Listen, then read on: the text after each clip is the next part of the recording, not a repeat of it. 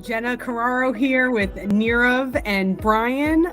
We're having another discussion tonight about before and after care. What are your thoughts about the changes and, how we should get ample notice about these changes to before and after care, because we know it has caused some difficulties for parents in the community, and especially trying to get such an integral service. To have that change over so suddenly has been surprising.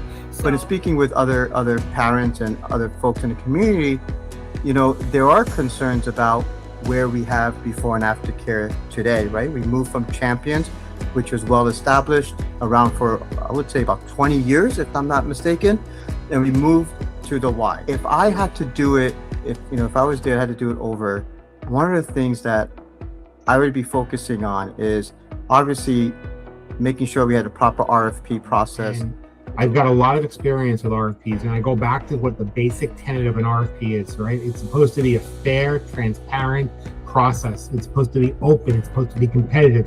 It's supposed to make sure that you find the right provider based upon a set of criteria that you outline. I'll tell you, I looked at all the information. I asked lots of questions about this RFP process, and it does not appear, from what I can tell, that it followed what I would view as being a fair, transparent, open, competitive process. It was apparent that there was never a best and final offer asked of everyone before they made their decision. And the fact that they did not have any evaluation criteria to evaluate these providers and to evaluate the services, the most basic thing, a rubric with evaluation criteria and evaluation sheets, none of this existed. And then what does it all come down to? It all came down to the fact that when parents who were using the services ask questions, were they getting clear answers?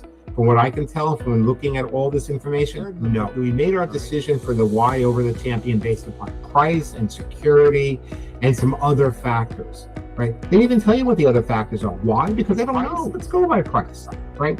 You cannot compare a cost, right, based upon what someone's charging today and what someone's going to charge in the future. Well, you're going to pay less for the Y because you're paying more for the Champions today, without telling them that in the RFP they would have been paying less for Champions. All right, that's misleading. What happens here is that all these things, when you add them all up, they don't sound right. And parents who rely upon this service feel, in a lot of ways, like they've been misled. Like the decision for who's going to be providing these services was manipulated, and there's a sense of betrayal.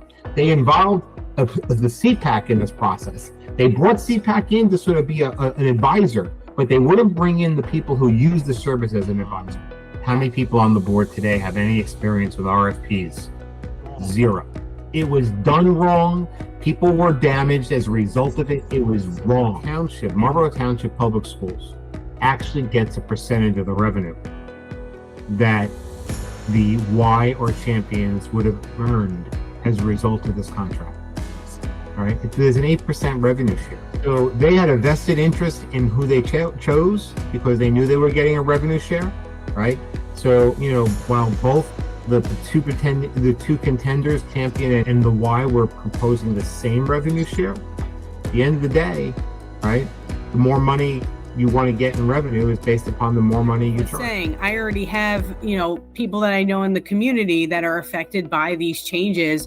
They can't send their children 5 days a week now because it is just simply unaffordable. Kind of in my own teacher mind here that I'm thinking of, like, what was the true objective of this that matches that evaluation criteria, right? Like, you might feel deceived. There was information taken out of the Y's presentation about social emotional learning. Now, I'm not even going to get into if you agree with or whatever you think about, however you define it, but regardless, the fact that that was removed so that an audience did not know that information, it just makes it questionable, and it questions the trust and reliability of the information that we're receiving. And it's like putting more work for the community that thought that it was a board that had their back.